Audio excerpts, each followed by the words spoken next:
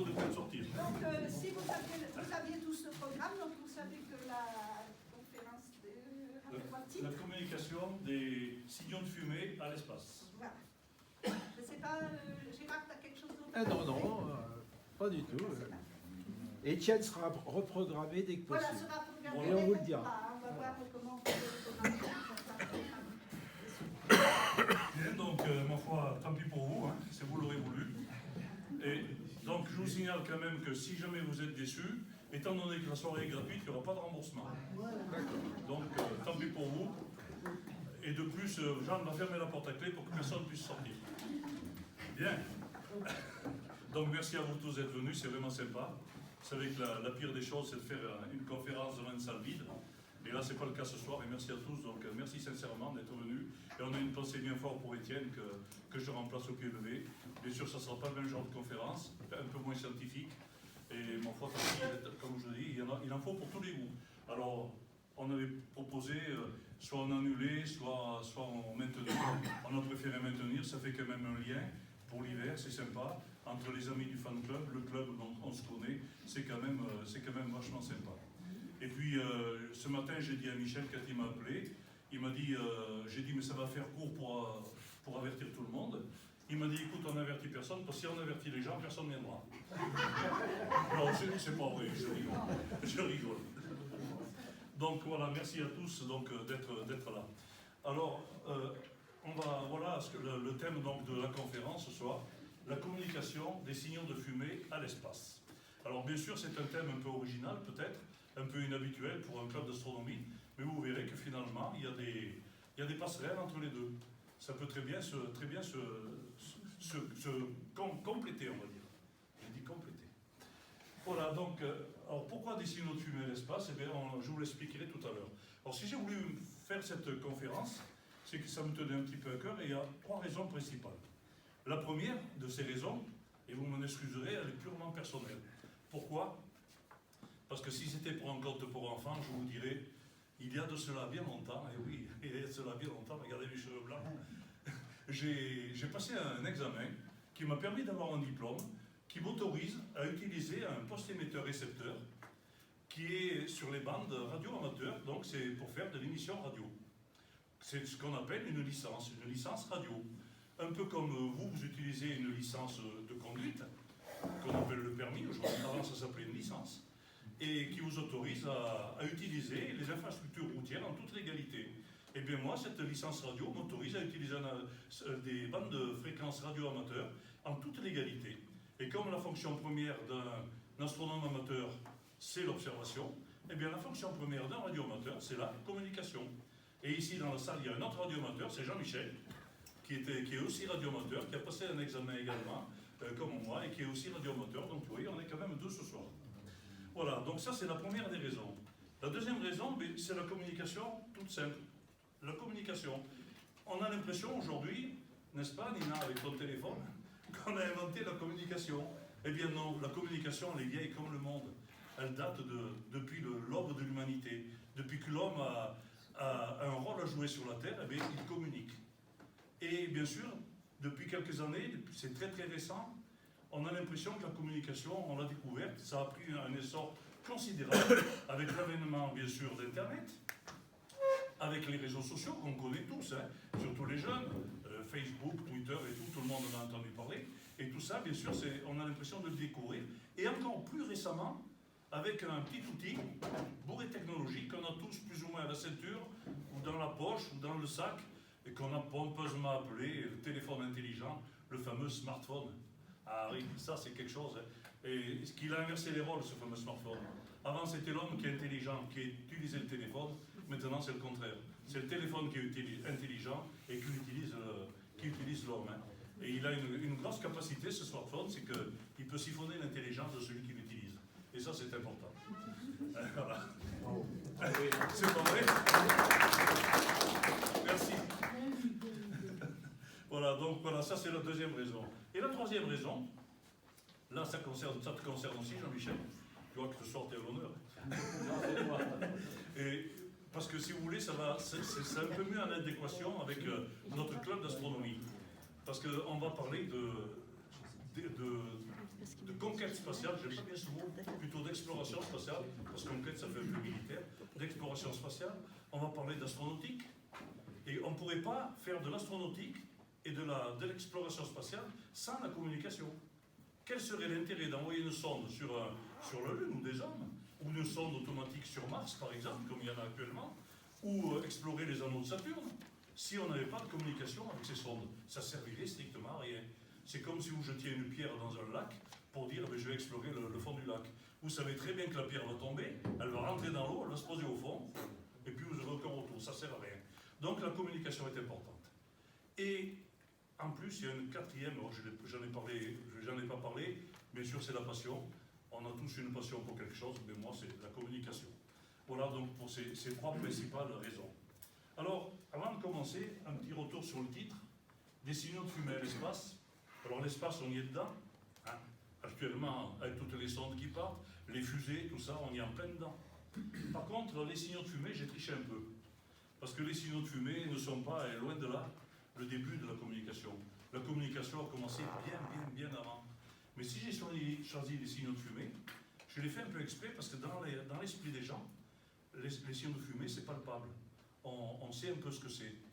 On comprend ce que c'est, et puis on en a tous vu dans des films, comme la photo qui est ici, avec les Indiens qui essayent de communiquer par des signaux de fumée aux grandes dames des tuniques bleues qui n'y comprenaient rien et qui se faisaient un grand souci de savoir comment ils communiquaient.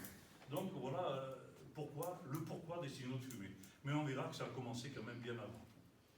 Et puis la deuxième image ici, eh bien c'est pour rendre un petit hommage à un génie, pour moi, de la bande dessinée, qui s'appelait Georges Rémy, mieux connu sous le nom d'Hergé, et qui a fait 22 ou 23 bouquins de bande dessinée qui sont assez bien foutus, et qui en particulier a fait cette image. Et cette image, aujourd'hui, elle nous semble tout à fait banale, mais vous savez que cette image date de 1953. 1953. Et ça a été publié en 1954 dans deux livres qui sont parus, on peut appeler ça des livres, Objectif Lune, et on a marché sur la Lune. Et cette fameuse fusée, la XLR FX6, c'est son nom, elle a été dessinée par bien sûr Hergé, et bien sûr elle a permis à toute l'équipe de Tintin, Capitaine Haddock et tout, de marcher sur la Lune 15 ans avant. C'est un exploit. 15 ans avant que Neil Armstrong fasse son petit pas pour l'homme et son grand pas pour l'humanité, en 1969. Donc vous voyez, 15 ans avant, il avait eu quand même sacrées idées. Et d'ailleurs, je vous invite, si vous ne l'avez pas fait, à lire ou à relire, à découvrir ou à redécouvrir ces deux tomes. On a marché sur la Lune et Objectif Lune. Et pas de les lire, vous savez, comme on lit une bande dessinée en allant très vite. Non. En regardant bien les planches, comme on dit. Et vous verrez, vous serez étonné par la précision de Hergé, et avec même des données scientifiques. Alors, bien sûr, on est un peu dans la bande dessinée, et c'est pas tout juste, mais quand même. Et vous remarquerez qu'il y a des choses qui sont vachement, excusez-moi du terme, précises, et même presque scientifiques. Et ça, c'était 15 ans avant le premier pas de l'homme sur la Lune. Ça, il fallait quand même le souligner. Bien, alors maintenant, on va commencer. Alors bien sûr, depuis toujours, l'homme il communique depuis toujours. Depuis toujours il a communiqué, alors pas toujours comme ça, bien sûr, voilà. Le portable ou l'informatique, bien sûr avant il n'y avait pas tout ça. Alors, le besoin de communiquer. De tout temps, les hommes ont éprouvé le besoin de communiquer entre eux. Pourquoi? Bien parce que quand ils sont arrivés sur la Terre, ils n'étaient pas les bienvenus. Ils avaient affaire à un environnement qui était drôlement hostile, avec des animaux qui étaient plus forts qu'eux, qui étaient plus rusés qu'eux, qui savaient se défendre, bien sûr, attaquer, et qui savaient se protéger du froid, du chaud, alors qu'eux, non, ils n'avaient rien. Il a fallu qu'ils inventent tout. Et ils se sont rendus compte que, pour être un peu plus fort, eh bien, c'est le système des brindilles, vous savez. Vous prenez une petite branche, vous la coupez facilement. Vous en mettez 50, vous n'y arrivez pas. Il a fallu se regrouper pour chasser, pour se nourrir, pour survivre, tout simplement, pour se défendre. Et donc, j'aurais même pu dire, au lieu du besoin de communiquer, l'obligation de communiquer. Parce qu'on sait très bien que lorsqu'on est en groupe, si on ne communique pas, ça ne marche pas. Si c'est chacun dans son coin qui fait la tronche, ça ne marche pas. Il faut communiquer. Et donc, ça a été ce besoin de communiquer. Alors, très vite, ils se sont dit, Un cahier des charges, bien sûr, il ne l'appelait pas comme ça à l'époque, ça a découlé de source. Et un cahier des charges, comme on dirait de nos jours, il était simple et précis, ça a découlé de source. Et on va s'apercevoir que ce cahier des charges qui date de plusieurs milliers d'années, il est toujours valable aujourd'hui. Ça, c'est quand même assez étonnant. Alors, il comporte 3 volets, ce cahier des charges. Le premier volet, communiquer de façon fiable. Ah oui, ça c'est important. Aujourd'hui, on dit, mais pourquoi il nous dit ça? Ça paraît normal. Mais ça n'était pas. Parce que communiquer de façon fiable, c'est quand même quelque chose. Et la fiabilité, on y court après depuis des milliers d'années. Et on y court toujours après. Un petit exemple, regardez le téléphone. Les premiers, ceux qui ont des cheveux blancs, comme moi, ils ont connu les téléphones avec fil. Il y en a encore. Et bien rappelez-vous les premiers téléphones, ceux qui les ont connus. Vous avez, si vous voyez des vieux films, les gens écrivent dans le téléphone, ils ne s'entendent pas, il faut hurler, ça grésille, ça ne marche pas. Ça marchait, la fiabilité n'était pas terrible. Puis le téléphone a évolué et il est devenu fiable, il est devenu très très fiable même. Et puis, on a inventé le téléphone sans fil. Pas le portable, le téléphone sans fil, vous vous en rappelez? Cette affaire de gros talkie-walkie avec une antenne. On sortait de la cuisine, ça ne marchait plus, on allait sur le balcon, on entendait aussi bien la voisine qui téléphonait que le gamin qui criait à côté, c'était la panique. Puis là aussi, ça s'est amélioré, ça a marché. Et donc la fiabilité est remontée. Et puis on a inventé le portable. Alors là, le portable, le summum. Rappelez-vous des premiers portables. Vous sortiez de la ville, plus rien. Ça ne marchait plus. Il fallait arriver à une autre ville pour qu'on commence à avoir du réseau. Les gens, rappelez-vous, moi j'ai fait des réunions, les gens, ils allaient, on était en réunion dans une salle pour téléphoner quand on avait une pause, ils allaient sur l'arbre à côté, là-bas dans un coin, et ils disaient, ah, là j'ai une barre, j'ai du réseau. Et c'était ça. Et puis ça s'est amélioré tout doucement. Et là aussi, la fiabilité est remontée. Et encore aujourd'hui, si vous allez dans la vallée de l'Allier, amenez un pigeon voyageur, parce que, n'est-ce pas, M. Bonatin, on connaît. Donc, il vaut mieux, parce que le téléphone, c'est pas évident. C'est loin de passer partout. Voilà, exactement. Donc, vous voyez que la fiabilité, on y court après depuis des milliers d'années, et elle est en dents de scie. On y arrive ou on n'y arrive pas.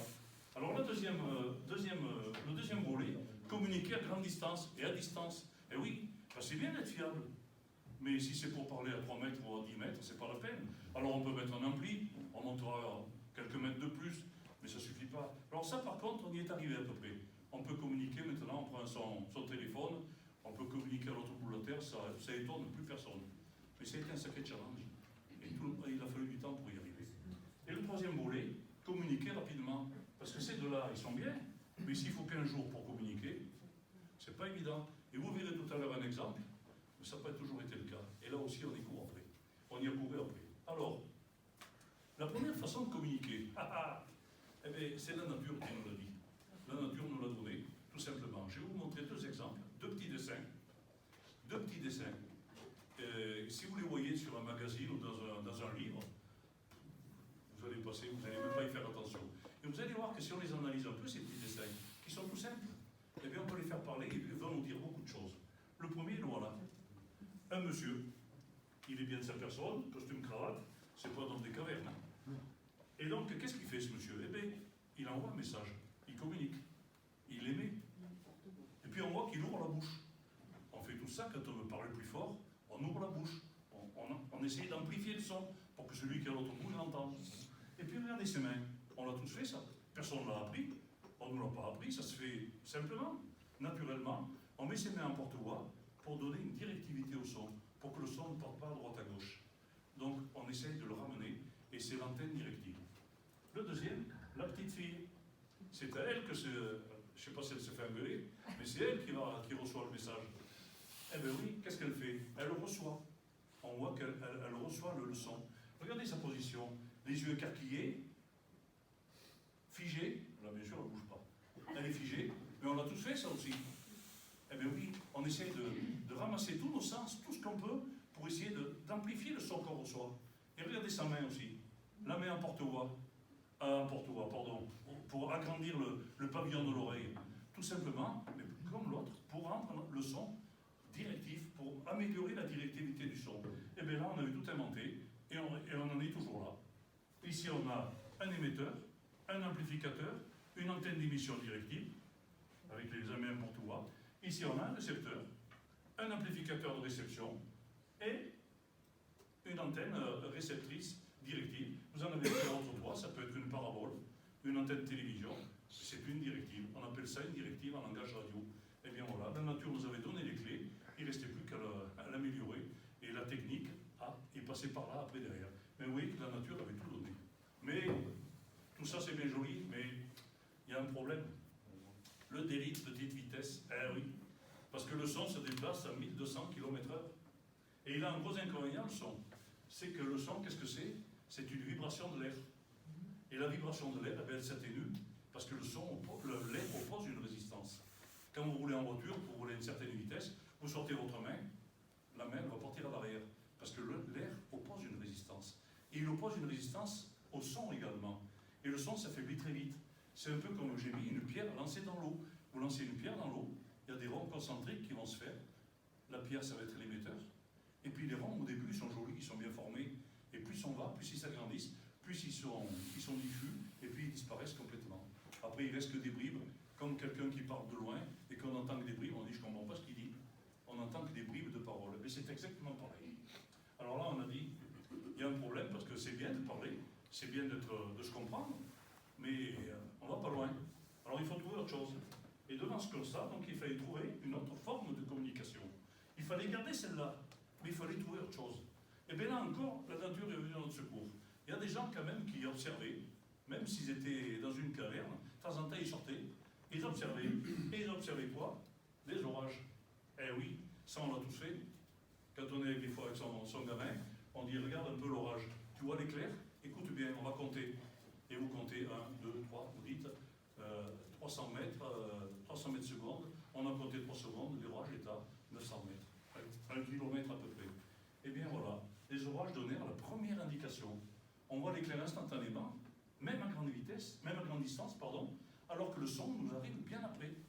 Donc, l'idée des signaux visuels pour communiquer s'imposait naturellement. Comme tout à l'heure, on avait la nature qui nous avait imposé naturellement la façon de communiquer, et bien là, c'était la deuxième.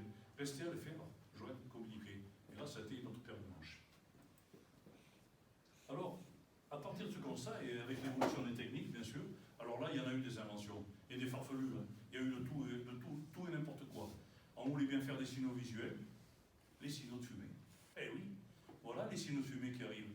C'est le premier moyen de communication moderne, parce que c'était visuel. Bon, il ne fallait pas raconter sa vie, parce que c'était pénible. Hein. Il fallait beaucoup de voix et un gros tapis. Hein. C'était pas facile. Hein. Alors, des signaux de fumée, la transmission radio, justement, c'est la fabuleuse histoire de la communication. Vous voyez que c'est un long cheminement. On n'est pas arrivé au smartphone comme ça, des signaux de fumée au smartphone. Il y a eu quand même entre, il y a eu pas mal de choses. Alors quand on évoque les signaux de fumée, on pense immédiatement au western, on a vu l'image tout à l'heure. Le méchant sauvage, l'Indien, qui arrivait à communiquer grâce aux signaux de fumée, alors que les tuniques bleues, qui étaient bien malins, ils ne savaient pas ce qu'ils disaient, et eux, ils n'y arrivaient pas. Il fallait des coursiers à cheval, alors que les Indiens, ils communiquaient d'une montagne à l'autre. Mais ça, c'est étonnant. Vous savez qu'aujourd'hui, on utilise toujours les signaux de fumée. Ça paraît étonnant, et pourtant c'est vrai. En 2019, pas en 2019, mais il n'y a pas bien longtemps, on a toujours utilisé les signaux de fumée, et dans quelques années, on a réutilisé encore des signaux de fumée. Eh oui, de nos jours, non, on ne fait pas ça. Non, ça c'était pour la petite histoire, c'est plus ça. Hein. Si on faisait ça, c'était non. Un signal de fumée qui est relayé par les ondes radio. La modernité est revenue relayer les signaux de fumée. La fumée noire, il n'est pas élu. La fumée blanche, il est élu. Habemus papam. Eh oui, les signaux de fumée, ça vient de là. Et là, parce qu'au début, il y avait un crieur qui montait dans une tour. Et il disait, le pape est élu. Ou alors, le pape n'est pas élu. Ça allait pas loin. Hein. Les premiers qui étaient au premier rang sur la place Saint-Pierre encore, et à la limite. Et puis il y en a un qui a dit un jour, mais attends, on va faire un truc, on va faire un feu, et on va dire à tout le monde que la fumée noire, il n'est pas élu. La fumée blanche, il est élu. Donc vous voyez qu'on l'utilise toujours aujourd'hui. Comme quoi. Hein? Et maintenant, la modernité est venue à son secours. La télévision et la radio relaient le signal de fumée. Donc, là, c'est le tour de la chapelle Sixtine, bien sûr. Alors, là, on va passer quelques siècles. Le télégraphe de Chappe, je ne sais pas si vous en avez entendu parler. Le télégraphe de Chappe, ça a été une sacrée avancée.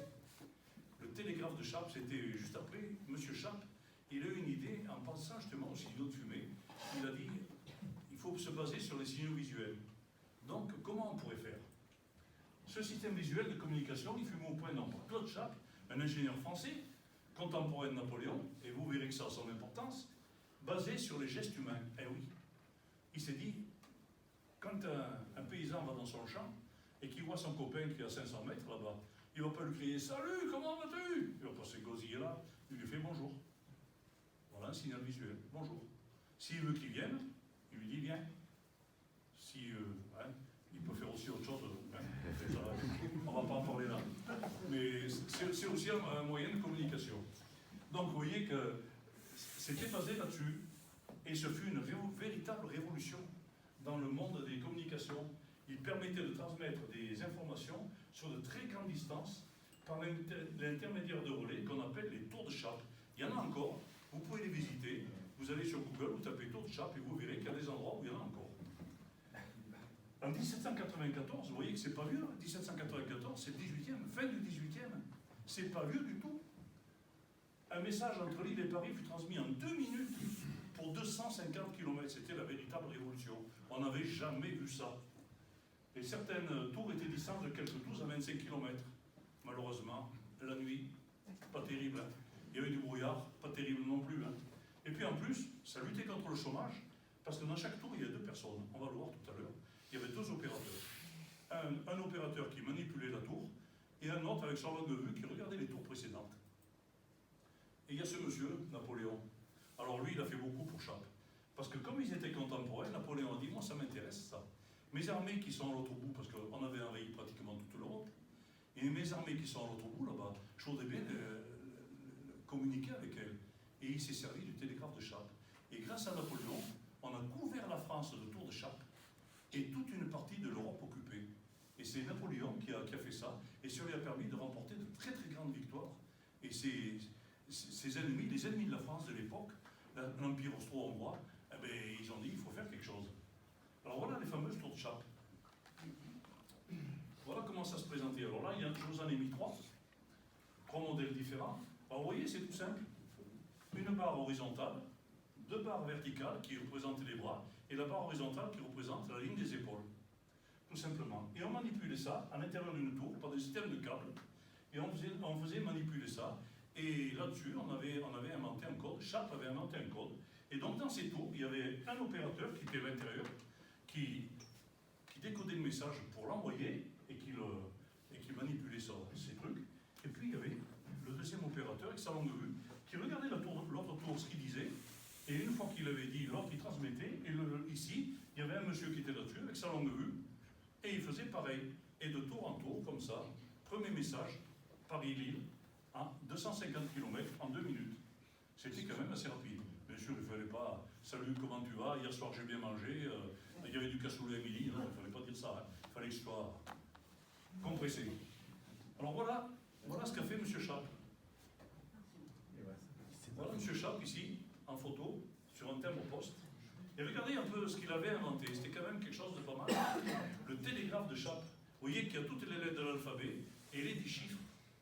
Il y a tout.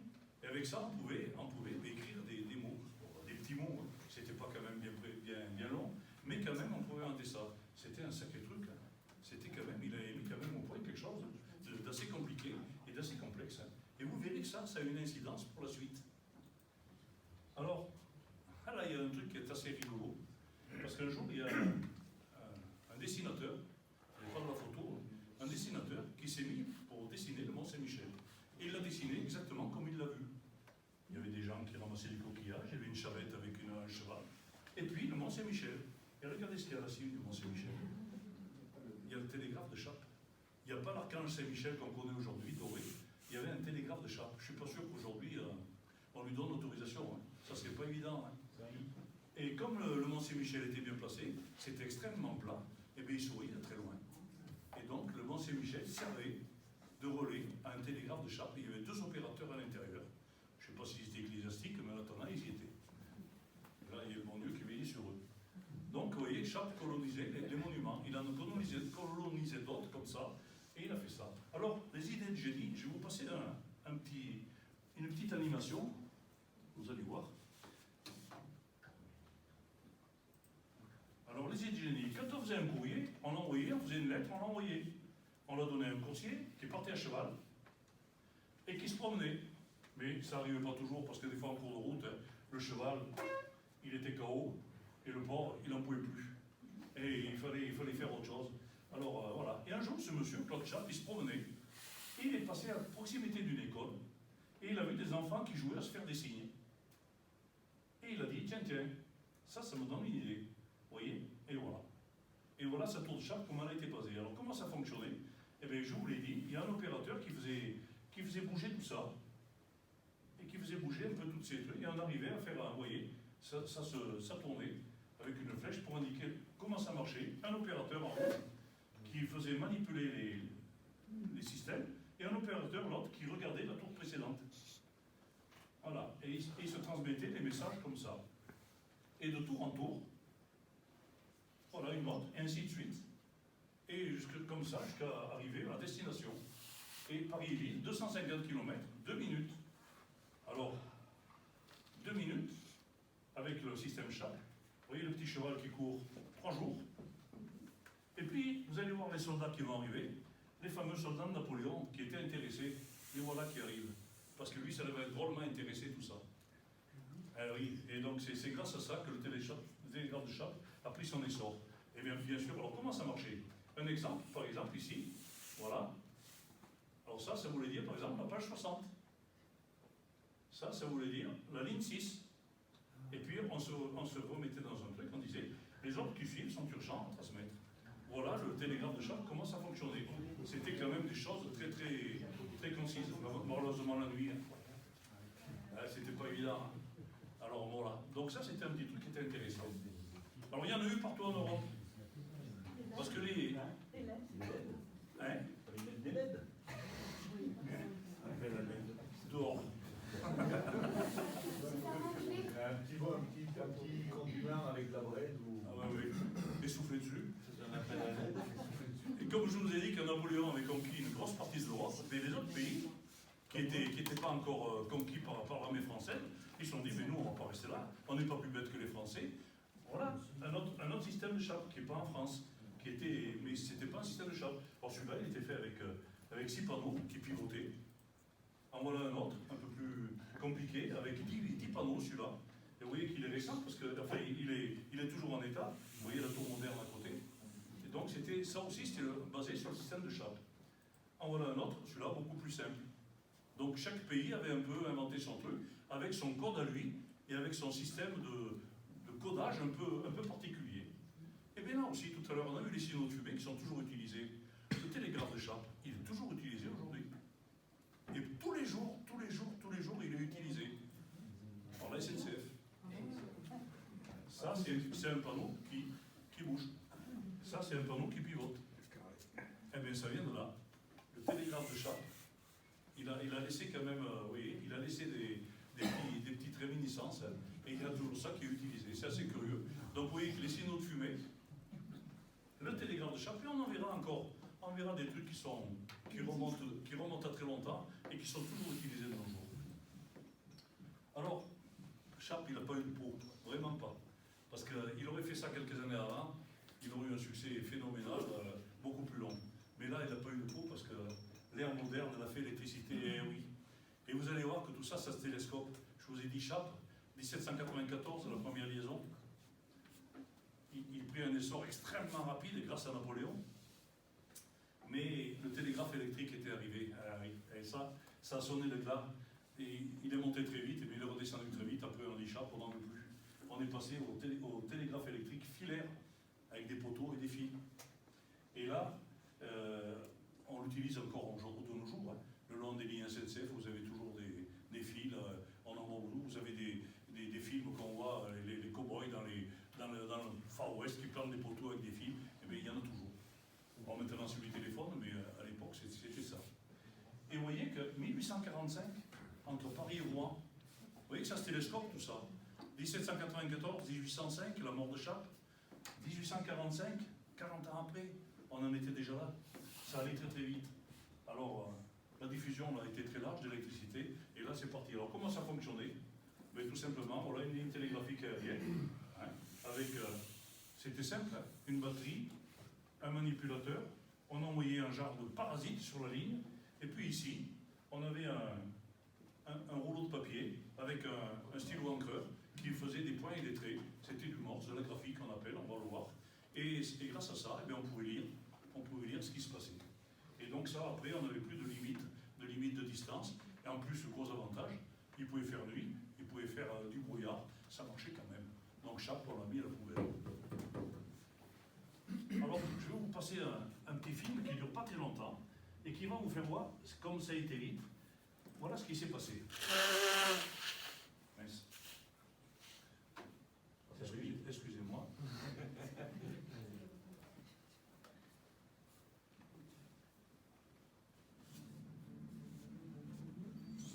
29 juillet 1858. Dans l'Atlantique, deux bateaux ont vogué l'un vers l'autre, transportant tous deux un câble composé de 7 fils de cuivre. Une fois à la même hauteur, ils ont doucement et prudemment relié les câbles entre eux, créant la première ligne télégraphique transatlantique.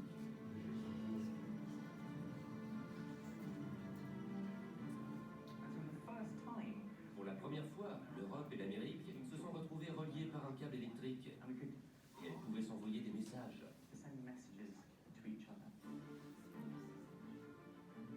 Le 16 août 1858, la reine Victoria a envoyé un télégramme au président Buchanan.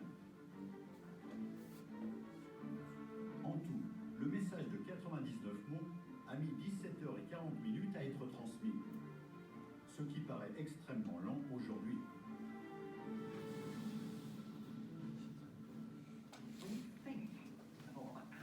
Ces pays pouvaient désormais communiquer à travers ce vaste océan beaucoup plus rapidement que s'ils s'étaient envoyé une lettre par bateau. Ça a permis de réunir ces deux continents. C'était une prouesse phénoménale pour l'époque. Aujourd'hui, plus de 800 000 km de fibres optiques sous-marines relient tous les continents de la Terre.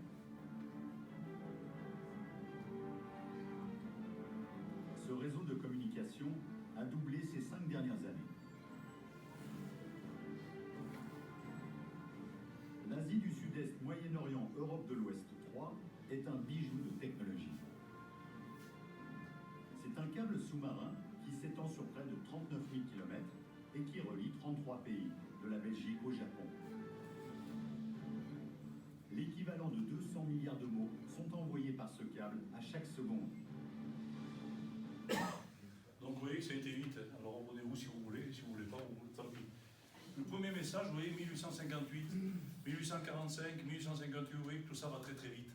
Et ce câble, malheureusement, n'a fonctionné que 3 semaines, parce qu'il y a eu des gros problèmes, ils n'avaient pas analysé correctement la tension du câble, parce qu'un câble de cette longueur, même s'il est léger, mais ça fait du poids. Et en plus, l'isolant, à l'époque, on n'avait pas les isolants qu'on a aujourd'hui, c'était ce qu'on appelait la gutta percha, c'est-à-dire un genre de papier goudronné qu'on entourait autour, et il n'a pas résisté à l'abrasion, et il y a eu des complications, et ce câble, malheureusement, n'a fonctionné que 3 semaines. Il a été remplacé tout de suite après, mais il a quand même fonctionné 3 semaines. Et ça a été la première liaison entre les États-Unis et le continent européen, ça a été quand même quelque chose d'assez phénoménal. Alors le message envoyé depuis l'Angleterre, bien sûr, était « L'Europe et l'Amérique sont unies par la télégraphie, gloire à Dieu au plus haut des cieux, paix aux hommes, paix et bonne volonté aux hommes sur terre ». Vous voyez qu'il y avait quand même une connotation religieuse là-dessus. Ça, c'était le premier message qui était envoyé. Alors, la reine Victoria, on lui a dit « Majesté, il faudrait envoyer un message, mais court, parce qu'on a des problèmes. En plus, ils ne s'étaient pas mis d'accord sur les tensions. D'un côté, on voulait une tension alternative haute tension, basse tension. De l'autre côté, on voulait une continue haute tension. On ne s'était pas trop mis d'accord, il y avait des problèmes, ça marchait mal. Donc, ils ont dit, si vous pouviez faire court, Majesté, ça serait bien. La reine a été sage, elle a fait un petit message court. Un lien supplémentaire entre les nations dont l'amitié repose sur leur intérêt commun et leur estime réciproque. Super, il a envoyé. Puis ils ont dit pareil au président américain. Alors là, ça a été notre paire de manches. Lui, il en a écrit 3 pages. Alors, on a dit non, monsieur le président, non. Il a dit écoutez, l'Amérique est une jeune nation, on est puissant, hein, on n'était pas loin encore de la guerre de 1870, on est puissant, il faut qu'on le montre. L'Angleterre, qui a un immense empire, ils ne vont pas nous dicter notre truc. Moi, je veux un message conséquent. Alors, il il a envoyé ça. C'est un triomphe plus glorieux parce que beaucoup plus utile à l'humanité que ceux gagnés par des combattants sur le champ de bataille, que le télégraphe transatlantique avec la bénédiction du ciel se révèle être un lien perpétuel de paix et d'amitié entre les nations apparentées par la même langue, hein, et un instrument destiné par la divine providence, évidemment, à répandre la religion, la civilisation, la liberté et la loi dans le monde. Ils ont dit, mais on a passé les 3 pages à ça, on va essayer d'envoyer ça. Ah ben, ça a été quelque chose, ça n'a pas été simple. Tout à l'heure, je ne sais pas si vous l'avez entendu, le message, il a mis 17 heures pour partir. Il ne fallait pas s'endormir. Mais c'était quand même une prouesse, parce que par bateau, il fallait 10 jours.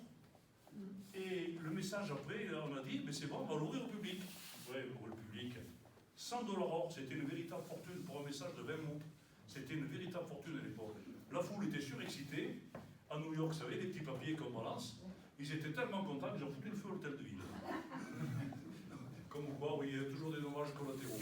C'était pas les gilets jaunes encore, c'était eux. Donc c'était quand même compliqué. Mais enfin bon, ils étaient tellement contents qu'ils ont fait ça. Pour fêter la paix, ils ont mis 100 coups de canon. Voilà.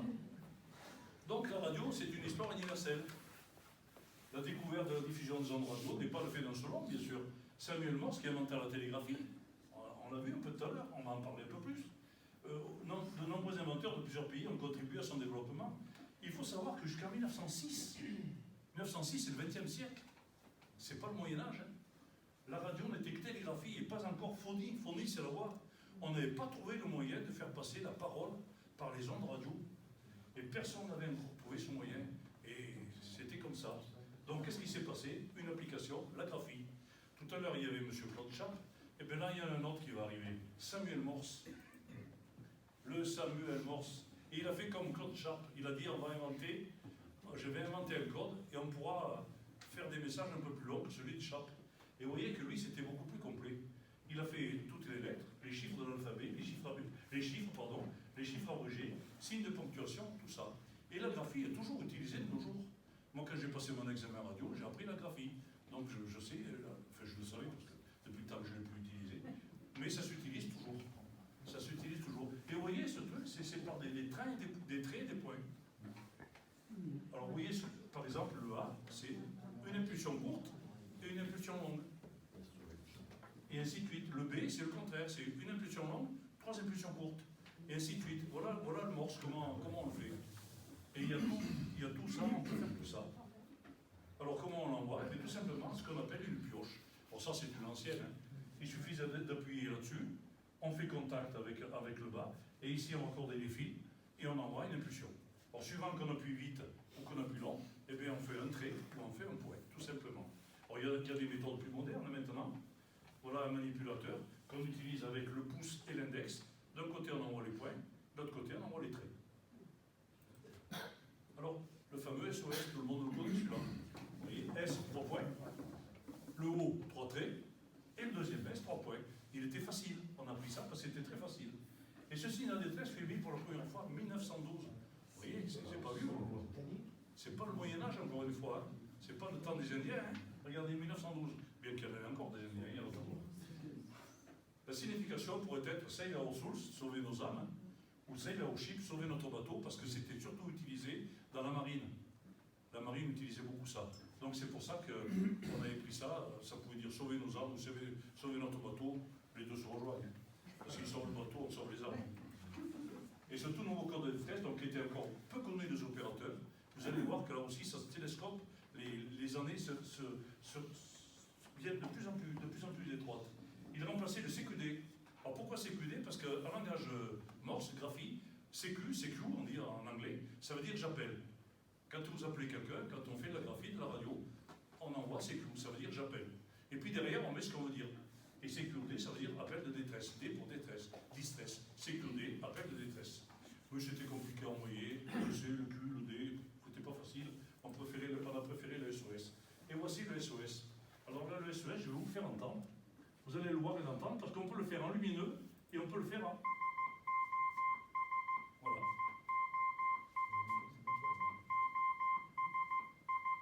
Sauf qu'il peut, les épileptiques, le coucher.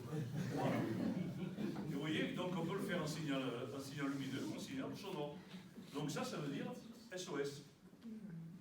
Alors, jusqu'à présent, la radio, c'était une affaire de gens qui s'amusaient. C'était pas très pris au sérieux. Et puis un jour, en 1909, vous voyez encore une fois, en 1909, c'est toujours le 20e, 920 passagers furent sauvés sur le Republic Florida lors d'une collision. Alors là, on a dit, tiens, ça pourrait être intéressant. Grâce à la radio, on a sauvé des vies, mais bon, c'est arrivé une fois. Des collisions, il n'y en a pas beaucoup. Et puis. Rappelez-vous, 1912. Vous vous en rappelez, le Titanic. Alors là, ça a marqué les esprits. 700 personnes ont été sauvées grâce d'abord au CQD et après au SOS, parce que le capitaine, le commandant Phillips, le capitaine Phillips qui commandait le Titanic, a demandé aux opérateurs, il dit, essayez d'envoyer le SOS, ce sera peut-être un peu plus, maintenant que c'est rentré dans les mœurs, et c'est ça qui a permis de sauver le Carpathia, qui était à quelques encablures de là, et a pu arriver et sauver 700 passagers. Et à partir de là, on a considéré la radio comme obligatoire sur tous les navires qui croisaient de marchandises ou des transatlantiques qui transportaient donc des personnes. La radio fut obligatoire. Et la veille radio fut obligatoire 24 heures sur 24, alors qu'avant, elle était laissée au bon vouloir du capitaine. Et quand il arrivait 10 heures du soir, il disait, allez, va te coucher, éteins ta radio, ça économisera l'énergie, puis tu reviendras demain matin. Et à partir de là, ça fut obligatoire. Alors, voilà le fameux Titanic. Ah, je vous l'ai mis pour la bonne bouche quand même. Le joyau de la White Star Line qui a fait qu'un seul voyage. Il n'a pas fini. Puis c'était son voyage inaugural. Il n'a pas pu arriver, il a coulé. Alors, les compagnies n'étaient pas très très chaudes pour utiliser la radio. Pourquoi? Parce qu'on s'était affranchi des voiliers avec leurs grands mâts. On avait épuré les lignes des bateaux. Ils étaient jolis. Ils n'avaient plus ces grands mâts. On mettait des cheminées qui étaient belles, qui étaient jolies comme tout. Et on revenait au mât de nouveau pour tenir des antennes. Oui, ça ne leur plaisait pas bien. Mais ça a été obligatoire et ils l'ont mis quand même. Alors ce fameux Titanic, vous voyez à quoi il ressemblait, avec ces 4 cheminées, dont une qui est factice, qui servait uniquement pour le décor, et qui servait d'aération pour les cuisines, et les 3 autres qui servaient aux machines à vapeur. Et les 2 mâts qui tenaient les antennes. Alors il faut savoir que le Titanic, ça c'est la photo officielle du Titanic. C'est pas un montage, c'est la véritable photo. Vous voyez l'opérateur, on l'appelait l'opérateur Marconi. Pourquoi? Parce que les émetteurs radio de communication étaient fabriqués par Marconi, la société Marconi, et les opérateurs qui étaient à bord des bateaux étaient payés par Marconi et non pas payés par la compagnie. Et en plus, ils étaient payés au nombre de messages qu'ils envoyaient. Plus ils envoyaient de messages, plus ils gagnaient des sous. Donc, si vous envoyez des SOS, ça ne leur plaisait pas parce qu'ils ne gagnaient rien. En fait, quand ils coulaient, ça leur plaisait quand même. Et vous voyez ici, les tuyaux, les fameux pneumatiques. Une corbeille dessous. Les gens, ils voulaient envoyer un message, c'était des gens aisés. Ils envoyaient un message, ils portaient le papier au capitaine. Le capitaine, il disait, ben voilà, il le mettait dans le pneumatique. Le pneumatique arrivait à la salle radio. Et l'opérateur, il envoyait les messages. Ils étaient 2 et ils envoyaient les messages. On voyait un peu le matos, il y avait de quoi faire. Hein. Alors c'était ce qu'on appelait des lampes à éclat, c'est-à-dire c'était des arcs électriques, il y avait plusieurs kilowatts de puissance, c'était énorme. Il y avait beaucoup de puissance. Le Titanic avait l'émetteur le plus puissant qui puisse exister. C'était le fleuron de la White Star Line. Et si vous voulez le voir, il est toujours au fond de l'eau, il n'y a pas de problème. Alors la radio a sauvé des vies, on l'a vu tout à l'heure, mais elle a sauvé aussi des monuments. Elle avait colonisé le Mont-Saint-Michel, mais elle a sauvé des monuments. Savez-vous que le monument préféré des touristes à Paris, la Tour Eiffel, est encore debout grâce à la radio? Eh oui, parce que la Tour Eiffel, érigée pour l'exposition universelle en 1889, elle n'avait pas d'avenir. Les gens ne la voulaient plus, cette machine. Ils disaient, allez, l'exposition est finie, ça va attirer la foudre, c'est moche, ça va rouiller, ça va attirer toutes les catastrophes du monde, ça ne ressemble à rien. Le champ de Mars, elle a défiguré complètement, on va écrouler cette affaire. Et Eiffel, lui, ne voulait pas. Mais comment faire? Alors il a pris contact avec un monsieur qui s'appelait le capitaine Ferrier, qui, ce monsieur, contre vents et marées, et surtout contre ses supérieurs, se battait. Parce que lui, il avait foi à la radio. Et il sentait venir la guerre. Il disait, il va nous arriver des tuiles, ça j'en suis sûr. Il va nous arriver une sacrée tuile. Il ne s'est pas trompé. 1909, 3 ans après, ça y est, ça débarquait.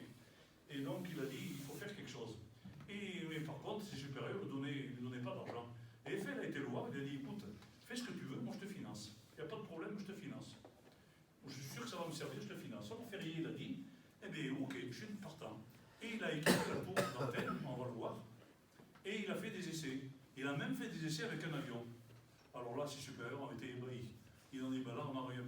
Nous, qu'on pensait que uniquement sur les pigeons voyageurs et les signaux optiques, vous avez vu la SOS tout à l'heure, optique, eh bien, les bateaux le font encore. Quand ils sont en silence radio, ils balancent des signaux optiques. C'est silencieux et c'est pratique. Eh bien, eux, ils juraient que par ça, les pigeons voyageurs et les signaux optiques, eh bien là, ils ont dit, peut-être la radio, chapeau. Et avec la puissance qu'avait l'armée à l'époque, ils ont été voir la mairie de Paris et le gouvernement, et ils ont prolongé le contrat de la tour 70 ans. On sait ce qui est arrivé, la tour a été sauvée grâce à ça, et elle a servi évidemment à la radio. Alors comment c'était fait? Voilà comment c'était fait. Si on voyait ça aujourd'hui, ça ferait bizarre. Hein. Je vous laisse imaginer la longueur des fils, hein. 300 mètres. Les fils étaient reliés à un pylône ici, et il y avait un câble souterrain qui est parti à un espèce de cahute dans un pilier de la Tour Eiffel, qui existe toujours. Je crois qu'il est utilisé par la police nationale ou police municipale. Il existe toujours. Et le voici, ce machin. Alors ça, c'était les militaires avant la guerre de 14, ou pendant la guerre de 14, je n'y étais pas, donc je ne sais pas. Et ici, vous avez les transformateurs électriques, parce que je vous garantis qu'il fallait du jus. Il ne fallait pas faire semblant, hein. C'était pas des piles à l'époque. Hein. Et il y avait 2 opérateurs, avec tout leur matériel, ça ressemble fortement au Titanic d'ailleurs. Et ils envoyaient, voilà les premiers outils de communication depuis la Tour Eiffel. Et on sait ce qui est arrivé pendant la guerre de 14. Elle a eu de grandes conséquences, cette station radio, parce que les taxis de la Marne en particulier, qui ont été avertis grâce aux antennes, ils écoutaient les communications allemandes. Les Allemands y communiquaient, et on est tranquille, nous, les Français ils sont trop cons, ils ne nous entendront jamais. Et bien grâce à la Tour Eiffel, on les entendait. On avait dressé des pigeons à écouter. Tu vois, un peu. Et donc on arrivait à les écouter. Alors aujourd'hui, bien sûr, elle a changé. Les antennes ne sont plus tout à fait les mêmes. Et par contre, elles ont eu un avantage, c'est qu'elles ont monté un peu la Tour Eiffel, d'une vingtaine de mètres, je crois. Elles ont fait agrandir un peu la Tour Eiffel. Donc la radio, elle sert à sauver des vies, elle sauve des monuments, et elle fait grandir les monuments. Eh oui. Les fameux pigeons voyageurs. Quand je vous ai dit tout à l'heure qu'on avait utilisé encore les pigeons, les signaux de fumée, on utilise encore le télégraphe de chape, eh bien on utilise encore, pour les communications, les pigeons voyageurs. Savez-vous que de nos jours, 200 pigeons voyageurs sont toujours élevés par l'armée française au Mont Valérien. Et il y a un type qui s'en occupe, c'est un caporal-chef, je crois, qui s'en occupe, et qui est colombophile, qui les occupe, qui les soigne, et qui, toutes les années, ils font des exercices avec d'autres pays, entre pays, ils font des exercices, car toutes les armées modernes ont des pigeons voyageurs. Eh oui, ça paraît curieux, parce qu'on se dit, si un jour ça se casse la gueule, les satellites, s'ils ne marchent plus là-haut, on va être marron. Eh bien, il ne reste plus qu'une chose, le pigeon voyageur. Et je vous ai mis en photo le fameux pigeon vaillant. Celui-là, il a une histoire. Le pigeon vaillant, la guerre de 14, le fort de Vaux, dans la Meuse. Le fort de Vaux était encerclé par les Allemands. Ils s'étaient complètement foutus. Ils ne mangeaient plus rien, ils mangeaient le cuir de leurs chaussures. Ils n'avaient plus rien à bouffer, plus rien à boire. Ils récupéraient l'eau qui suintait des murs. Et les Allemands les pilonnaient tous les jours. Et il ne leur restait que 3 pigeons voyageurs. Les 2 premiers se sont fait descendre. Le 3e, eh bien, il a eu une aile à partie brisée par une balle. Les gaz asphyxiants. Il a réussi à rejoindre son pigeonnier, presque mourant. Et il a transmis le message du lieutenant qui commandait le fort de Vaux. Mais malheureusement, le commandant de l'époque, il a dit de toute façon, ils sont foutus, on ne va pas aller leur rendre d'autres. C'est pas la peine, on va laisser faire. Et le fort de Vaux, d'ailleurs, il a été repris peu de temps après. Et ce pigeon voyant, ils l'ont soigné, il a survécu, la légende le dit. Et ils l'ont médaillé, ils l'ont décoré. Ils ont fait un petit casque. Alors, il le sortait de temps en temps. Il le faisait voir un peu à tout le monde, avec sa médaille et son casque. Et il l'appelait vaillant. Et il paraît que ce brave pigeon, mais il est mort de sa belle mort, entouré de beaucoup d'amour de tous les soldats qui s'en occupaient. C'est joli quand même. Même s'il n'a pas sauvé le fort de Vaux, il a quand même une fin heureuse. Il n'y a pas de Trump alors. On dit des fois être heureux comme un coq en pâte, et comme un pigeon en Il pâte. est en train de se verser une pension. Trump, il a son chien. Alors, je vais revenir un tout petit peu en arrière. Pourquoi? Vous allez voir que ça a son importance. Une invention dont pratiquement personne n'a entendu parler. Le photophone. Une invention qui a été faite par Graham Bell en 1880. Alors lui, il était précurseur. Cet appareil utilisait le principe de communication optique sans fil en se servant de la lumière. Ah oui. Tout le monde a dit, mais t'es complètement morto. Et la nuit, tu fais comment? Alors là, oui, il n'avait pas de réponse encore à l'époque. Et il arrivait en faisant vibrer un miroir qui reflétait la lumière vibrait, et à 200 mètres de là, eh bien, il a réussi à le décoder et à faire cette émission-réception sur 200 mètres, et ça marchait. Mais on lui a dit ça ne servira jamais. Alors voilà comment il faisait. Une espèce de micro, je ne sais pas si c'était un porte-voix plutôt, à travers une loupe, un miroir qui faisait vibrer, il transmettait la lumière, et l'opérateur, un miroir parabolique comme un phare de voiture, avec des écouteurs, et on arrivait à transmettre sur 200 mètres. Alors Graham Bell, il a dit, j'ai été trop en avance sur mon temps, parce que cette invention, je suis sûr, c'est la plus grosse invention que j'ai faite de ma vie, et personne n'en veut. Et qu'est-ce qu'il est arrivé? Aujourd'hui, on utilise tous la fibre optique. Le câble, tout à l'heure, 39 000 km entre les continents. Eh bien, qu'est-ce qu'il utilise? La fibre optique. On a simplement aménagé l'invention de Graham Bell. Là, c'est l'optique mécanique. Là. Oui. Mais c'est toujours un peu c'était facile. l'idée de génie. C'était l'idée de génie. Enfin, il y a toujours, en plus, on a inventé des commutateurs mécaniques au bout pour démultiplexer des signaux de fibre optique. Voilà. Et c'est toujours des petits miroirs qui sont commandés par des électroaimants Tout à fait. qui redirigent les signaux qui arrivent. Donc vous voyez que 1880, il avait quand même une sacrée idée. Et enfin la phonie, eh oui, je vous ai dit tout à l'heure que jusqu'en 1906, c'était que graphie. On ne savait pas faire passer la voix. Et on a dit, mon Dieu, c'est bien joli la graphie. Mais quand on racontait sa vie, ou quand Fleurette à sa fiancée qui est à l'autobout là-bas, en graphie, c'est pas très romantique. Alors on va essayer de faire autrement. Et comment on va faire? La phonie, de faire porter de la parole par une onde radio. Elle était lancée, on a dit ça, il faut y arriver. Alors vous savez, quand on fait ça, c'est un peu l'aiguillon. Il y en a toujours un qui dit, moi je vais y arriver, l'autre il dit, non, moi je serai le premier. Mais à l'époque, il n'y avait pas beaucoup de concertation entre les pays, entre les nations. C'est pas comme aujourd'hui. Alors des fois, dans un pays, une invention qui avait été faite 2 ans après, on disait, Eureka, j'ai trouvé. L'autre, il l'avait trouvé déjà il y a depuis 2 ans. Mais on ne le savait pas. Alors, et là, c'est un monsieur complètement inconnu, qui en 1906, il a réussi, le jour de Noël, je ne sais pas s'il était habillé un Père Noël, le jour de Noël, en utilisant des ondes radio dédiées à la graphie. Père Noël n'existait pas en 1906, mais c'est Coca-Cola qui l'a inventé. Voilà. Donc, il avait encore le bonnet rouge peut-être. Et donc cette émission fut reçue par un bateau qui croisait à 800 km de là. Et ce bateau qui écoutait d'habitude l'opérateur, je vous ai dit que la veille était obligatoire, il écoutait et il a dit putain mais c'est pas la graphie que j'entends, mais on dirait qu'il y a quelqu'un qui chante. Et c'était sa femme et ses enfants qui chantaient un chant de Noël. Parce que lui il a dit qu'est-ce que je vais raconter, je ne sais pas quoi dire, je vais voir si mon invention marche. Il a mis son micro, il a dit à sa femme et à ses enfants, allez-y, chantez un chant de Noël. Et ils ont chanté un chant de Noël, et à 800 km de là, il y a un bateau qui vient au capitaine, et il dit, j'en reviens pas, j'entends chanter dans mon appareil. Bon ça, j'ai jamais entendu ça. Et c'était un chant de Noël. Et alors ce monsieur, qui est passé complètement inaperçu, et qui est complètement inconnu, eh bien, Reginald Fessenden, un Américain, en 1906, Noël 1906, première communication phonie, c'est un illustre inconnu. Alors, je ne pouvais pas passer là-dessus, oui, radioamateurisme, je ne peux pas, parce que quand même le radioamateurisme a une importance dans la communication radio. Alors, en France, on n'est pas très nombreux, on est 13 000, on est un pays où il n'y en a pas beaucoup, avec une population très inégale selon les pays, bien sûr. Alors, il faut savoir quand même qu'il y a des femmes, mais il n'y en a pas beaucoup. Il y en a 15%. Et on les appelle des YL. Pourquoi YL? Young Lady, jeunes femmes. Et quand elles sont un peu plus mûres, on va dire, ou qu'elles sont mariées, qu'elles ont des enfants, on les appelle des XYL. Comme vous savez, les pulls au vert. Il y a le M, il y a le L, et il y a l'XL, ou l'XXL. On n'a pas été XXL. Et les hommes, eh bien, on s'appelle Oldman, on s'appelle OM. Oldman, mon vieux, quand on se tape sur l'épaule, salut mon vieux, comment vas-tu? Et en abréviation, on s'appelle OM. Quand on parle à la radio, on se dit salut cher OM, comment tu vas? OM, ça vient de là. Et quand c'est une dame, ben, on est content de l'entendre parce qu'elle n'a pas beaucoup. En plus, elles ont des voix aiguës qui passent bien à la radio, et c'est des YL ou des XYL. Or, dans le bout, on dit YL. On n'a pas d'ennui. Alors, le radioamateur, c'est quoi?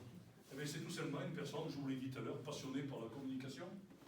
Alors, avec d'autres OM, Oldman, au pluriel, du monde entier, au moyen d'émissions, soit un matériel construit pour lui-même. Les premiers appareils de radioamateur, c'était construit par le radioamateur lui-même, ou maintenant on les achète. Un radioamateur peut mettre sur des bandes de fréquences autorisées, ça je vous en ai parlé tout à l'heure. Et tous les radioamateurs, bien sûr, on est dans un annuaire par pays, un annuaire mondial, on est répertorié, on a chacun un indicatif, comme une immatriculation de voiture, et on est répertorié. Alors voilà ma carte qu'on appelle la carte QSL, le code Q, le fameux code Q, de 3 lettres qui commencent tous par la lettre Q, Et QSL, ça veut dire carte. Donc vous pouvez l'envoyer en chinois, vous pouvez l'envoyer en russe. Vous tapez en graphie, vous tapez QSL. Le chinois, le russe, il va comprendre ce que c'est et il va le transmettre dans sa langue. Ça va être un peu l'espéranto de la radio. Donc vous voyez, j'ai mis une vue du puits quand même. Alors avec mon indicatif, ça c'est mon nom en radio, F5HY.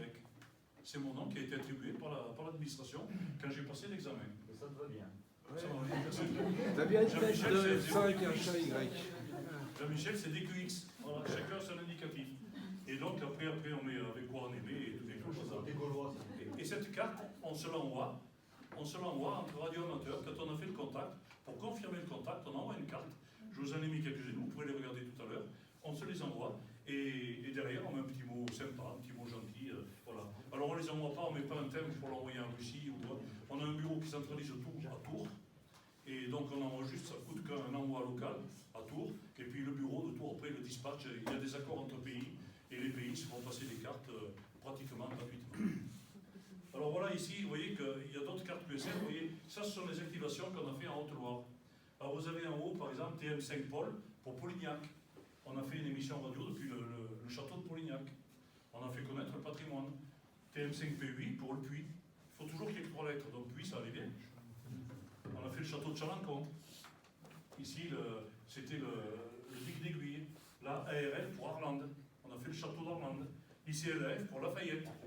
Le château de Lafayette.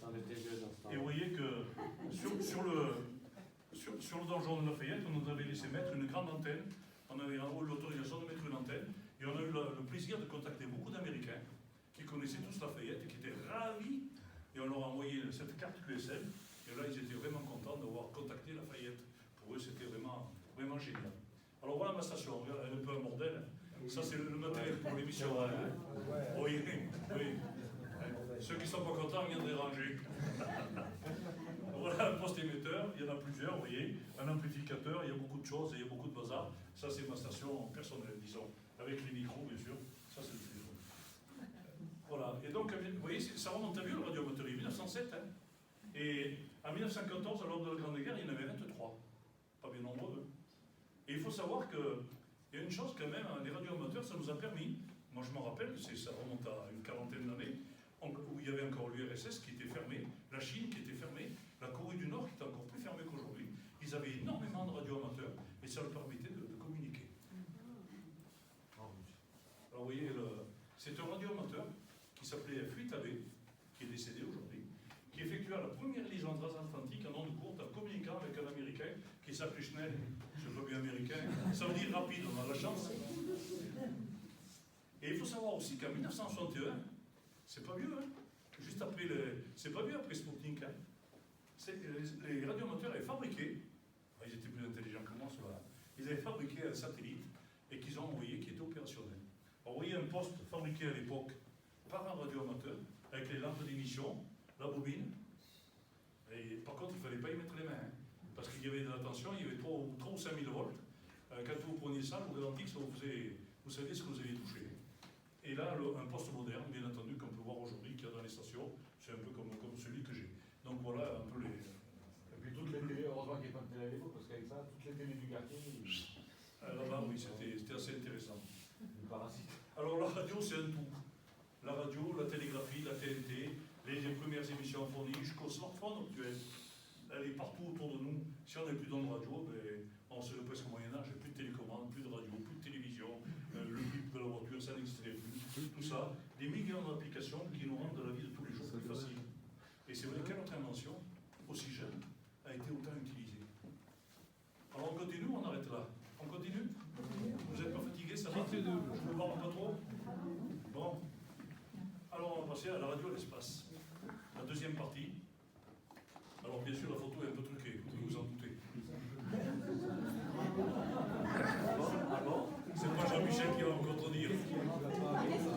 Mais bon, Mike, avant de commencer la conférence, Pierre m'a dit un secret, c'est qu'il avait été faire lui-même cette photo. Alors elle est un peu truquée parce que le parapluie n'était pas fait comme ça. C'est le parapluie. Il a été retourné par un bout de vent. Voilà, elle a été retournée par un bout de vent, les baleines ont été retournées. Non, je l'ai mis, c'est pour la petite histoire. Et bien comme je vous ai dit, la diffusion des ondes radio a ouvert la voie à l'exploration spatiale. Eh oui, c'est grâce à la communication, aux ondes radio, que ces gens-là, ils ont pu aller sur la Lune. 15 ans après Tintin. Alors la radio et l'espace. Alors le gros problème, pour nous, même, on s'en est rendu compte très vite. Les hommes des cavernes, ils s'étaient rendus compte qu'ils avaient des problèmes, mais nous aussi. Parce que les vitesses atteintes pour nos fusées, ou les engins spatiaux, 28 000 km/h, jusqu'à 48 000 km/h, certaines sondes, c'est très rapide, mais à l'échelle de l'univers, c'est que là, c'est rien du tout. Alors les distances sont si énormes que seules quelques planètes proches de notre système solaire sont accessibles, et encore, et encore. Vitesse de la lumière. Et le radar de chantier, celui-là, il n'a pas été cramé par les bulles du gilets jaunes. 300 000 km/s. Alors, si on pouvait y aller. Mais même à cette vitesse-là, on se rend compte que ça ne suffirait pas. Pourquoi? Quelques exemples, distance moyenne, vous le connaissez tous, c'est les astronomes amateurs. Terre-Lune, 1 seconde 25, à la vitesse de la lumière. Pourtant, la Lune, c'est tout à côté. Mercure, qui n'est pas loin, 100 millions de kilomètres, il faut déjà 5 minutes 5. Ça veut dire que si vous dites bonjour, l'autre il vous répond bonjour, ça fait 11 minutes de découler. Mars, 12 minutes, là ça en fait 24. Ça commence à être long. Si vous avez une urgence, 24 minutes, hein. Et avant d'expliquer ce que c'est pas facile. Hein. Jupiter, 39 minutes. Neptune, 4 heures. Ça fait 8 heures aller-retour, hein. À la vitesse de la lumière, et on en est loin. Donc je vous laisse imaginer la vitesse de la fusée.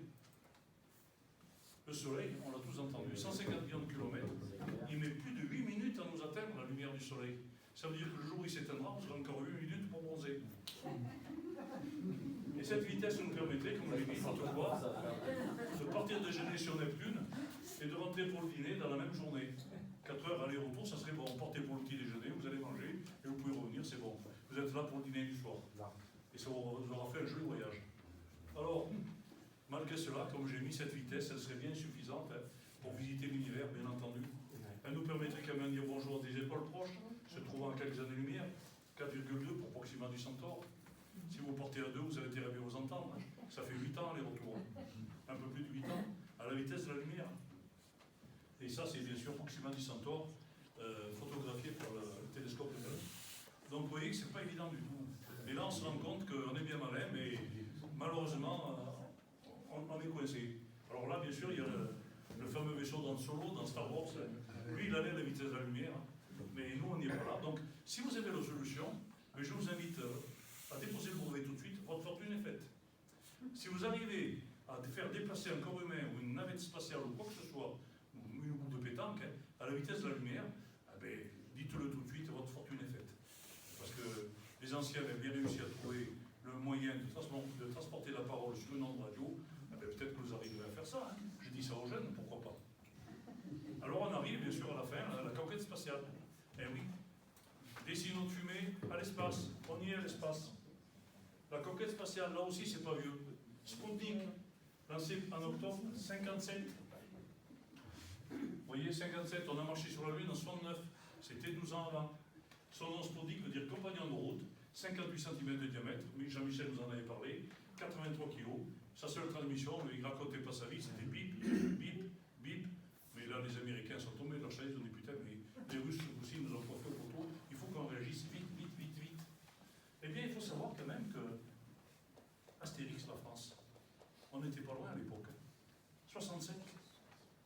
Les États-Unis avaient tout juste réagi. Nous, on réagissait aussi. Hein. Et ça a été une formidable course entre les Américains et les Russes. Et la France et l'Europe, on a été un peu laissés de côté, faute de moyens, parce qu'après, c'était des budgets colossaux. Le budget de la NASA, c'est quelque chose de fabuleux. Sauf qu'Astérix, ils sont toujours. Oui. Ouais. Mais vous voyez, donc c'est quand même. Il n'y avait pas d'obsolescence. Il est mort, il est sur une orbite très très elliptique. Voilà. Hein, il est à 600 km. Et donc voilà le fameux Sputnik. Quand je vous parlais de boule de pétanque, ça y ressemble fortement avec 4 antennes. Et il s'est désintégré dans l'atmosphère en 1958, donc peu de temps après. Mais ça a été quand même un sacré progrès. Et puis l'ère des satellites, alors là, c'est parti. Alors je vous ai mis les Oscars, pourquoi? Parce que les Oscars, ils sont fabriqués par des radioamateurs. Et voilà, pour vous embêter un peu plus. Il y a eu l'Oscar 1 en 1961, vous voyez que c'est pas vieux, hein. Ils étaient bons à l'époque. Hein. Le voilà, ça ressemble à un satellite comme moi, un évêque à peu près. Ah non, On dirait un gros CubeSat. Oui, maintenant, oui, presque un CubeSat. Il était en bois, ça. Il avait une petite antenne et il marchait bien. Et puis, bien sûr, je vous aligne un de 2016, le 87, qui est un peu plus élaboré, avec des panneaux solaires et tout. Mais qu'est-ce qu'ils font? Ils émettent, c'est de la communication pour les radioamateurs, uniquement. Mais tu t'en sers? Non, mais il y en a qui s'en servent. Il y en a qui s'en servent. Il y en a qui s'en servent, tout à fait. Moi, personnellement, je ne m'en sers pas, mais il y a ce qu'on appelle la radioamateursie par satellite. Alors, c'est des forêts d'antennes. Les gens, ils ont des antennes dans leur jardin qui sont pointées vers le satellite. Et il y a plusieurs antennes, voilà. Et ça leur permet de communiquer avec un autre correspondant qui ouvre la Terre avec des puissances assez faibles. Et voici, je vous l'ai mis celui-là parce que c'est un phénomène ce satellite. Alors celui-là, on n'a pas compris. Il a été lancé en 1974, il était prévu pour durer. C'était un truc expérimental qui ne devait pas durer longtemps. Et depuis 1974, il marche encore. Alors là, on n'en revient pas. C'est preuve que les tests de vibration, ils ont été bien faits. Hein, parce que les vibrations dans les fusées, ça bouge. On sait que le corps humain résiste, mais le matériel ne résiste pas toujours. Donc ils font des tests de vibration avec une machine ici, qui le secoue dans tous les sens. Et s'il résiste, on peut le lancer. Mais celui-là, le drôle m'a résisté parce que depuis 1974, quand il passe vers le soleil éclairé, pendant le soleil éclairé, on l'entend encore. C'est assez impressionnant. Alors bien sûr, les aires des satellites, les différentes orbites, tout ça c'est des satellites de communication, la plupart, la majorité. Il y a des militaires, il y a des civils. Alors il y a bien sûr les LAO qu'on appelle les BA, la station spatiale ISS, entre 500 et 1000 km, orbite très basse comme la station spatiale. Il y a les moyens, middle, autour entre 2000 et 20 000 km. Il y a les géos, c'est les géostationnaires qui sont à 36 000 km. Quand on reçoit la télé par satellite, on la reçoit grâce à un géostationnaire parce qu'il éclaire toujours la même partie de la Terre. Celui-là, il est un peu spécial, les SSO. Il est synchrone avec le Soleil. Ce sont des satellites synchrones avec le Soleil. Il y en a quelques-uns. Il y a les GTO. Alors les GTO, c'est spécial.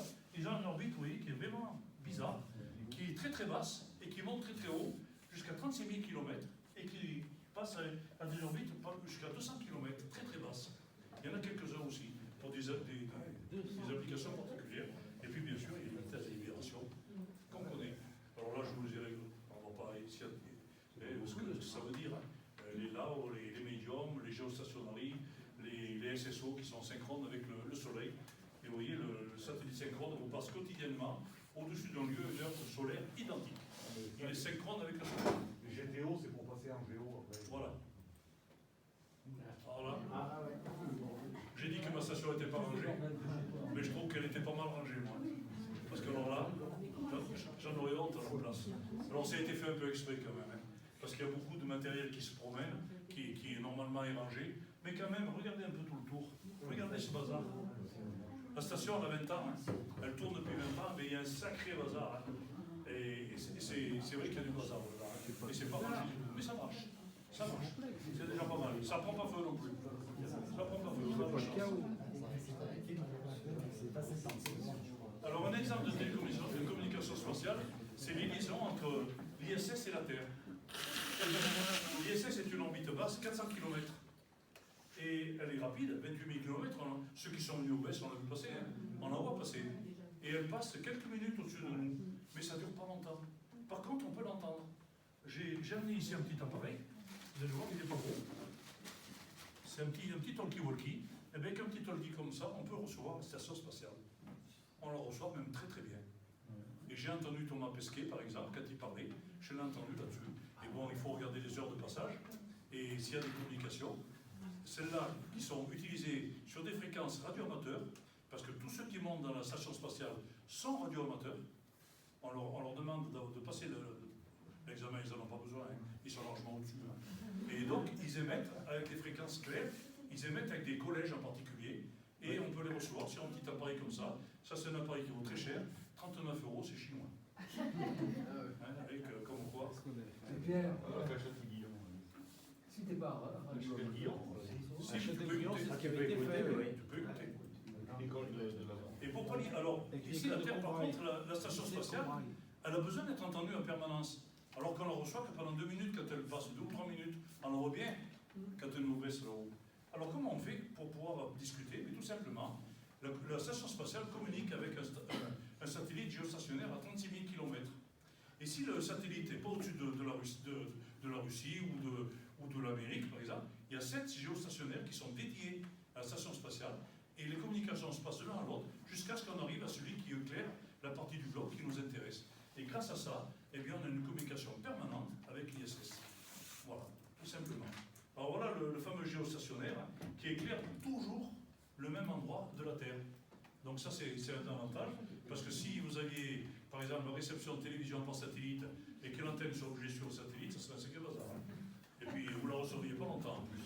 Donc grâce à ce satellite, eh bien, on peut le recevoir en permanence. Alors à l'écoute de l'espace, alors là, on va rentrer dans un truc. Et la station spatiale, bien sûr, comme je vous ai dit, elle possède plusieurs, bien sûr, les communications en général sont cryptées, sauf celles qui sont au but un peu, on va dire, commercial, pour faire plaisir, et donc on peut les écouter sur des petits appareils comme ça. Alors malheureusement, actuellement, on peut les écouter, mais c'est en russe ou en anglais, c'est pas évident. Alors bien sûr, quand il y avait Thomas Pesquet, c'était formidable, parce qu'il y avait beaucoup de communication avec des lycées ou des collèges, et on écoutait les questions que posaient les élèves, et c'était très intéressant d'écouter les réponses. On n'entendait pas toujours les questions posées, mais on entendait les réponses. Et ça, c'était assez intéressant. Alors, on en arrive à la communication du satellite, la parabole gigahertz. Alors, gigahertz, c'est une bande de fréquence qui est très élevée. Vos smartphones travaillent sur du gigahertz. Alors, les paraboles, vous voyez ici, c'est un peu plus beau qu'un smartphone, hein, avec, vous voyez, la taille des hommes à côté. Hein. Et donc, ça, c'est un satellite, simplement, avec une parabole de communication. Alors, la sonde Cassini-Huygens, qui est une sonde aussi avec laquelle on a communiqué beaucoup, qui a été explorée les anneaux de Saturne, et même les satellites de Saturne. La sonde, vous voyez un peu la dimension de la parabole. Pourquoi? Parce que la parabole, la sonde, elle était à 1,4 milliard de kilomètres. Et pour faire la communication avec la Terre, eh bien, il ne faut pas le louper. Hein. Donc, plus on met des paraboles grandes, moins on a besoin de puissance, parce que le gain est important. Donc ça nous permet d'avoir des émissions, mais on est quand même limité, parce que malheureusement, on ne peut pas emmener des paraboles énormes. C'est pas aérodynamique aussi. Par contre, sur Terre, regardez un peu, regardez le camion, regardez la parabole ici, et ça tourne dans tous les sens. Hein. Regardez un peu la bête que ça fait, et grâce à ça, on arrive à communiquer facilement, avec les sondes qui sont relativement loin. Et comme sur Terre, on n'est pas limité par la place, eh bien ça permet d'avoir des paraboles très grandes. Alors là, je vous ai mis, c'est plus une parabole, c'est une mégabole.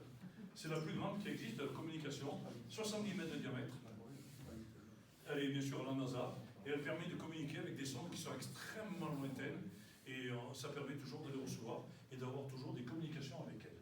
Il y en a trois, il y en a une en Espagne, il y en a une aux États-Unis, oui, mais en Espagne et une en Australie. Oui. En fait, elle couvre la Terre. Voilà. Et donc, tir de précision, oui, parce que quand vous avez les robots qui sont sur Mars, mais pour attraper la Terre, c'est pas évident. Et puis la Terre, elle n'est pas toujours en bonne position. Alors qu'est-ce qu'ils font les robots? Eh bien, ils balancent sur des satellites géostationnaires, un peu comme l'ISS. Et le satellite renvoie sur la Terre. Alors la parabole n'est pas à l'échelle.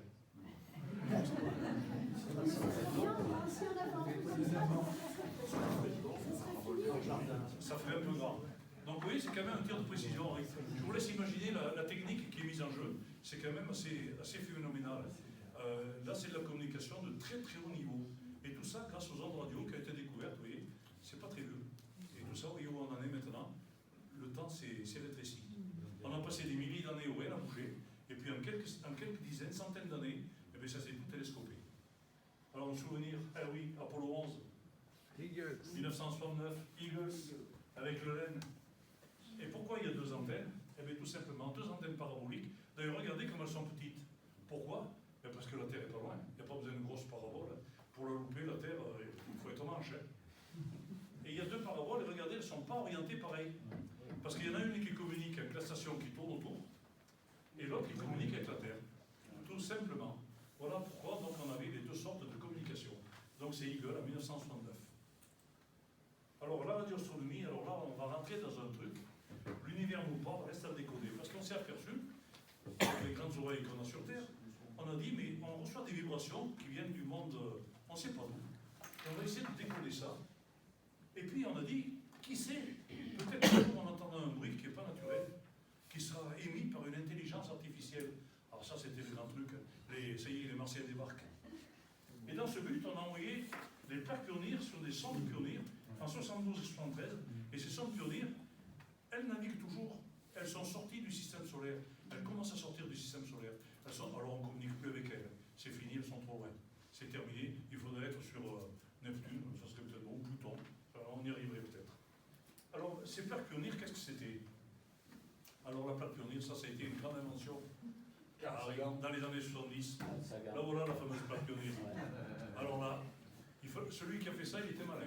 Ils se sont mis à plusieurs, mais ils étaient malins. Alors, il y a une dame et un monsieur, on les connaît. Si vous ne savez pas, je vous expliquerai. Ici, soi-disant, ça représenterait le vaisseau spatial qui les a conduits. Il faut déjà y penser. Là, c'est le système solaire, avec le Soleil. Et une particularité, regardez bien, il y a 9 planètes. On est dans les années 70. Pluton était encore une planète. Puisque l'Union astronomique internationale, en 2006, l'a déclassé. Mais dans les années 70, c'était toujours une planète. Et puis le monsieur, qu'est-ce qu'il fait? Bonjour. Alors, ce furent les premiers objets construits par les humains à quitter le système solaire. Les plaques sont attachées au sol de manière à être protégées. Alors, la NASA, elle estime que les sondes et la plaque survivent plus longtemps que le système solaire. Alors, est-ce que ça sera vrai? On ne sait pas, parce qu'on ne sait plus où elles sont, elles sont parties. On sait où elles vont, et elles ne vont pas vers une étoile, alors, a priori, elles ont peut-être une chance d'en trouver. Sur les prochains millions d'années, elles vont voir l'étoile. Ça se trouve, chez les extraterrestres, faire ça, c'est un... Alors, mais je vous demande, c'est ce que je mets. Le message a été compris, parce qu'on a montré à des scientifiques, mais une fois qu'elles ont été parties, les scientifiques sont réunis, il y a un collège scientifique, il n'y en a pas la moitié qui ont réussi à décoder le message. Mais on dit, il faut espérer que les extraterrestres soient plus intelligents que nous. Et puis en plus, est-ce que le site de la main chez eux, c'est pas un bras d'honneur? On en sait rien. Est-ce qu'ils ont des mains? Et puis on en sait. Oui, mais ça, c'est nous qu'on le fait. Mais comment a-t-il interprété le message? On n'en sait rien du tout. Et ça, on s'en est aperçu une fois que c'est parti. C'était trop tard, on n'y a pas couru après. Les temps qu'ils ont passé à réfléchir. Alors, les radiotélescopes, là, on va arriver à la fin. Je vous en ai mis un. Alain nous avait fait un joli truc là-dessus, sur tous les radiotélescopes. J'ai des prix au hasard, le Pico Velata, dans la Sierra Nevada. 30 mètres de diamètre, 2850 mètres d'altitude, pour être à l'abri de la pollution visuelle, lumineuse, pardon. Et il écoute des fréquences de 80 à 350 gigas, et il a permis de découvrir plus d'une vingtaine de molécules interstellaires. Alors le voici. Alors la comète, je ne sais pas si c'est bien sur place, j'en sais rien. Moi j'ai trouvé que ça faisait joli. Alors voilà le fameux télescope avec son antenne de 30 mètres de diamètre, au soleil couchant, ça fait un peu romantique, c'est joli. Et la comète qui passe, ça serait beau. Hein. Si on pouvait voir ça, ça serait joli. Hein. Mais ça, c'est pas sûr. Romantique, il fait pas de parabole. Voilà. Et les antennes de lancer. Alors là, c'est pas l'opérateur qui était sourd qui a pris la photo comme ça. Non, c'est Alain. Parce que regardez les bâtiments, ils sont droits. C'est bien les antennes qui sont inclinées. Alors ces antennes, elles sont à l'écoute de Jupiter et du Soleil, mais en particulier de Jupiter. Et c'est sur un site français, 144 antennes décamétriques qui écoutent des ondes décamétriques, et on essaie de décoder ce que nous dit Jupiter et le Soleil. Est-ce qu'on y arrivera un jour? Ça, j'en sais rien. Pierre, On essaie d'écouter ça. c'est dans l'Inde. Oui, à côté de Bourges. Dans l'Aigle, à côté de Bourges. C'est plus vers Château. Oui, mais c'est à côté de Bourges, c'est pas loin de Bourges, c'est dans le Cher. Ah bon? C'est ça, pas aussi arrêté là, quand on passe par là. C'est dans le Cher. Parce qu'à côté de Châteauroux, il y a des grandes antennes immenses. Ah oui, mais c'est ça, peut-être ça. C'est On l'armée est pour allé là. c'est l'armée pour communiquer avec les sous-marins. Voilà. Et là, dans les bois donc de Nancy, dans les bois, il y a une parabole qui a été reconstituée, qui fonctionne, et qui correspondrait à une parabole de 100 mètres de diamètre et qui pèse plus de 400 tonnes. Et donc cette parabole écoute aussi des fréquences qui viennent de l'univers. Alors il faut savoir qu'un jour, on a quand même écouté un truc, on a dit tiens, ça y est, on a une émission qui est pas naturelle. C'est une émission qui est vachement précise et qui revient toujours pareil. Eh bien, simplement, on s'est aperçu que c'était un pulsar. C'était l'émission d'un pulsar et qui était, on disait, de la précision d'une horloge atomique. Et l'émission revenait en permanence. Manque de peau, c'était pas des martiens. On l'a quand même après LGM1, Little Greenman, dans la petite homme vert. Voilà. Mais bon, ça a été un peu une déception. Alors voilà, on va terminer là-dessus. La passion et le rêve. Donc j'ai essayé en quelques mots de vous expliquer l'histoire de la radio et des communications. J'ai un peu condensé parce que sinon on serait là encore demain matin. Et elle a comme elle une histoire aussi ancienne. Alors j'ai mis aussi ancienne parce que, peut-être pas l'astronomie pure, mais les gens ont toujours été intrigués par ce qui se passait dans le ciel et ont toujours regardé le ciel. Donc l'astronomie et la communication, eh bien c'est une histoire aussi ancienne. Et elle a su prendre une place par contre extrêmement importante dans notre vie, et de plus en plus. Tellement qu'elle est devenue banale. Maintenant, personne ne s'en étonne. Vous décrochez votre téléphone, vous appelez quelqu'un en Chine, on trouve ça normal. Moi je dis à ma petite fille que je parle à quelqu'un sur Mars, elle va dire ah bon. Ça ne l'étonne pas du tout. Moi à l'époque, je téléphonais de cette question au puits, j'ai dit putain ça marche à lever. Vous voyez un peu quoi l'évolution de ce qui s'est passé. Et il ne manque peut-être que ce que l'astronomie nous procure. Ah oui, il lui manque quand même une chose à la radio, le rêve. Ah oui, parce que la radio ne fait plus rêver, alors que l'astronomie, elle fait toujours rêver. Alors pour terminer, je vous ai mis cette photo de la planète rouge sur Mars, avec 3 astronautes qui sont perdus là-bas. Et puis ils essaient de rentrer en contact avec la Terre, et c'est pas facile. Ils essaient alors, allô la Terre, ici Mars, me recevez où? Et il n'y a pas de réponse. Tout coup, il y en a un qui s'énerve, il dit, heureusement, j'ai amené mon pigeon voyageur. Et le pigeon, il est prêt à partir. Je ne sais pas, c'est pas contre qu'ils l'amèneront sur Mars. Ça, c'est pas dit. Alors, voilà la dernière image, avec une photo du BES, avec un télescope. Pourquoi j'ai mis un télescope? Parce que le télescope est un moyen de communication. On communique avec l'espace. On entre presque, je dirais, allez, on va le dire, en communion avec l'espace. N'oubliez pas que lorsqu'on regarde un astre, un objet céleste, eh bien on le voit tel qu'il était il y a des milliers, il y a des millions d'années. Et donc ça, il faut se le mettre, c'est la communication. Et bien sûr, le poste radio-amateur, ça c'est mon poste que j'ai chez moi, et que j'ai mis à côté. Alors peut-être qu'un jour, on va voir des extraterrestres, et on pourra communiquer avec eux, qui sait. Alors comment les réunir avec, qu'est-ce que de plus beau qu'une étoile, une soucoupe volante, hein, avec un magnifique martien à l'intérieur, ou un extraterrestre, un petit homme vert. Hein. Alors peut-être qu'il va, grâce à lui, on va réunir les deux moyens, le télescope et l'émetteur-récepteur. Alors merci de votre attention, je vous laisse avec Kitty, qui passe devant la Lune. À très bientôt et merci de votre attention.